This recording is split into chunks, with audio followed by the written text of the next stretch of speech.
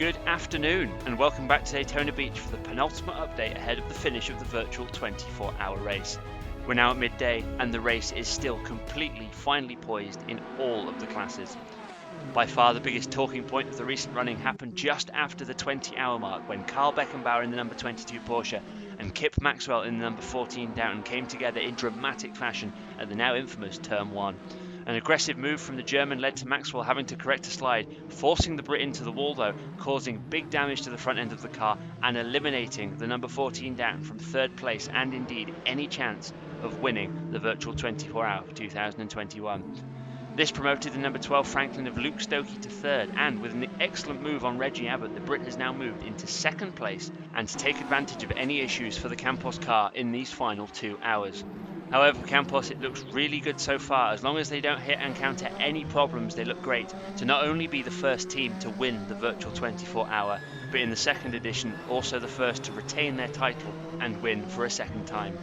In GT Le Mans, the competition for second was similarly fierce. The 58 car with Andrew Wright at the wheel made a bold move into turn 6, moving past Casper Davidson in McLaren to take second position in the category. So as it stands with 2 hours to go, it's Jean Matson in the lead overall and in Prototype Pro, with 28 seconds the margin between him and Luke Stokey in second. A further second back sees Reggie Abbott in third place for the number 4 car, while in Prototype Am, Stuart Harrison and the number 23 Medexit crew have now cemented a lap advantage over both Qin Shun Shao in the 81 and Bayern Drigovic in the 69 car.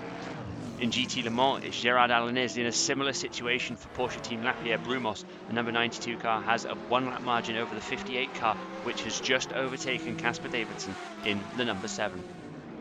GT Daytona, once again a very similar situation. Lewis Ellington, the number 99 car, has completed 695 laps and is a full lap ahead of Didier Arnaud and Rodrigo Sanchez. And so, with just 2 hours to go for the final time in the 2021 virtual 24 hours, it's time for the hourly update. It is still the number 1 Campos Motorsport entry in prime position to defend their crown for a second year, with Campos Motorsport leading with 771 laps on the board, winning this race by 29 seconds over Luke Stokey in the number 12 JFPT Franklin Honda entry. They've moved up to second at the expense of the number 4 Sapporo Nackley Nissan with Reggie Abbott only half a second behind though, while in fourth place the sister car, the number 5 with James Harding currently at the wheel, further 30 seconds back but have made it all the way up to fourth. The last car on the lead lap after a controversial incident with the number 14 is the number 22 Porsche with Carl Beckenbauer, while in 6th place, the first of those a lap down, Ryota Onishi is in 11th.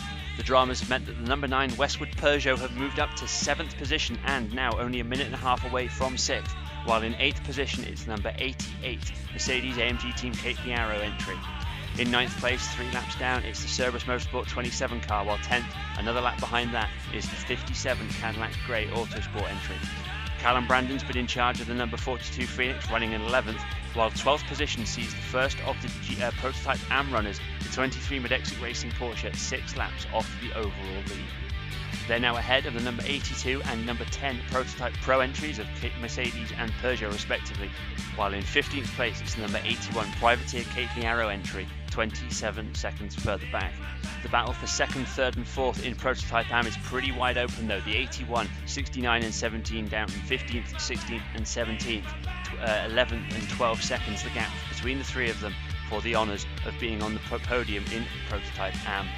18th overall is now Irmo Kruder, moving up another couple of spots because of dramas, while the 00 innovative car of Quantum Industries Motorsport now sits in 19th place. 20th overall for the first time in a long time is the 28 car, the Cerberus Motorsport Maserati of Ryo Matsuoka, while in 21st position we have the number 49 Highwind Endurance Racing car, 43 laps off the pace but having a really impressive run after their early issues. OSM Racing International, the 44 car, sits in 22nd, while 23rd and 24th are the 2 Downton Motorsport entries. They'll be disappointed to see the 14 and the 13 respectively down that low, but they've had the pace all weekend, so they can be heartened by that at the very least. In 25th place and is our leader in GT Le Mans, the number 92 Porsche, at the moment classified on the same lap as the Cadillac White with a 2 minute 57 lead, of course, due to the pit stop vagaries, but the Cadillac Grey Autosport car is effectively a lap down in 26th overall. 27th, again that lap down, is the number 7 Monster Energy Daytona McLaren Racing entry, while in 28th place is our GT Daytona leader, the number 99 High Wind Endurance Racing car, now starting to open up a significant margin ahead of the rest of his competitors. In 29th, it's the Mercedes AMG Team Kately entry, Ludwig von Senior at the moment at the wheel, while in 30th place it's the number 93 Lapierre Formule with Didier Arnaud in the Porsche, one lap further off the leader but second in class by 1 minute and 4 seconds over 31st overall, the number 94 Daytona Motorsport entry. In 32nd place, it's the number 38 Ingram Jaguar Racing entry with Christos Kozlowski at the moment at the wheel, 81 laps off the overall race lead, but 7 laps behind the GT Le Mans benchmark.